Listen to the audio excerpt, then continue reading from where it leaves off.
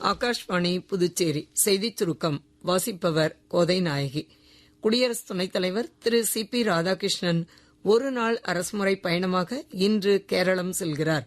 கோட்டயத்தில் நடைபெறவுள்ள மலையாள நாளிதழான தீபிகாவின் 140வது நிறுவன தின கொண்டாட்டங்களை அவர் தொடக்கி வைக்கிறார். பிரதமர் திரு நரேந்திர மோடி நாட்டு மக்களுடன் தமது எண்ணங்களை பகிர்ந்து கொள்ளும் 134வது மன் கி பாத் என்னும் மனதின் குரல் நிகழ்ச்சி ஆகாஷ்வாணியில் இன்று காலை 11 மணிக்கு ஒலிபரப்பாக உள்ளது. இந்நிகழ்ச்சி ஆகாஷ்வாணி மற்றும் தூர்தர்ஷனின் அனைத்து அலைவரிசைகளிலும், AIR செய்தி வலைதளத்திலும், நியூஸ் ஆன் ஏர் மொபைல் செயலியிலும் ஒலிபரப்ப கேட்கலாம்.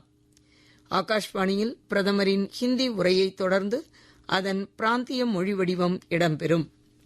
நாட்டின் பாதுகாப்பை உறுதி செய்வதில் எந்தவித சவால்களையும் எதிர்கொள்ள ராணுவம் தயாராக உள்ளதாக ராணுவ தலைமை தளபதி ஜெனரல் உபேந்திர துவேதி தெரிவித்துள்ளார். நேற்று புனே தேசிய பாதுகாப்பு அகாடமியின் 150வது பயிற்சி நிறைவு விழா நிகழ்ச்சியில் உரையாற்றிய அவர் உயர்தர நிபுணத்துவம், தலைமை பண்புகளுடன் நவீன தொழில்நுட்ப திறனுடன் கூடிய கற்றலின் அவசியம் குறித்து வலியுறுத்தினார்.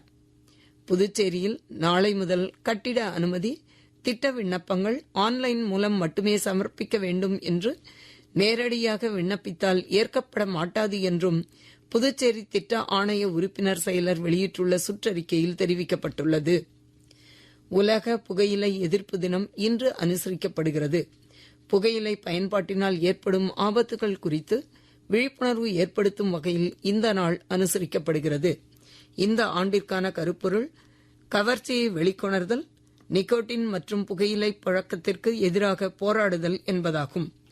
வங்கக்கடல் மற்றும் அதனை ஒட்டிய தமிழக பகுதிகளின் மேல் ஒரு வளிமண்டல சுழற்சி நிலவுகிறது. இதன் காரணமாக வரும் 3ஆம் தேதி தமிழகத்தின் ஓரிரு இடங்களிலும், புதுச்சேரி மற்றும் காரைக்கால் பகுதிகளிலும் இடி மின்னலுடன் கூடிய லேசானது முதல் மிதமான மழை பெய்ய வாய்ப்புள்ளதாக சென்னை வானிலை ஆய்வு மையம் தெரிவித்துள்ளது.